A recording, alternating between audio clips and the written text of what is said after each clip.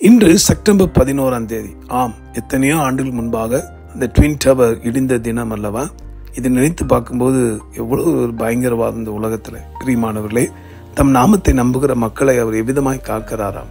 சங்கீதம் 105:43 சொல்லுகிறது, தம்முடைய ஜனத்தை களிப்போடும் தாம் தெரிந்து கொண்டவர்களை கம்பீர சத்தத்தோடும் புறப்பட பண்ணி, கம்பீர சத்தத்தோடும் களிப்போடும் தம்முடைய ஜனத்தை, தம்மால் தெரிந்து கொள்ளப்பட்ட மக்களை ஆண்டு என்ன செய்யறாராம்? புறப்பட்டு பண்ணுகிறார். இதோட அர்த்தம், தரித்திரத்தில் இருக்கிற மனுஷர்களை அவர் தாமே ஆசீர்வாதத்துக்கு நேராக புறப்பட பண்ணுகிறார். இன்னும் வியாதியில இருக்கிறவர்கள், கவலையில இருக்கிறவர்கள், துன்பத்தில் இருக்கிறவர்கள், இப்படிப்பட்ட பலதரப்பட்ட மக்களை ஏசப்பா என்ன செய்யறாராம்? புறப்பட பண்ணுகிறாராம்.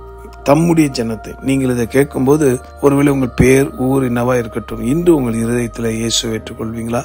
அப்படி ஏற்றுக்கொண்டிருக்கோம் என்று சொல்வீர்களானால் உங்களுக்கு தான் இந்த ஆசீர்வாதம். நிச்சயம் உங்கள் வாழ்க்கையில் இதுவரைக்கும் உங்களை துன்பப்படுத்தின காரியங்களை எல்லாம் மாற்றி ஆண்டவர் மகிழ்ச்சி நேராக உங்களை புறப்பட பண்ண போகிறார். இருளில் வாழ்ந்த உங்களுக்கு வெளிச்சத்து நேராய் புறப்பட பண்ண போகிறார்.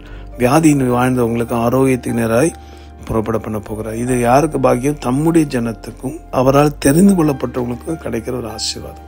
நாமும் கூட அவரால் தெரிந்து கொள்ளப்பட்டிருக்கோமா? சிந்தித்து பார்ப்போம், மனம் திரும்புவோம்.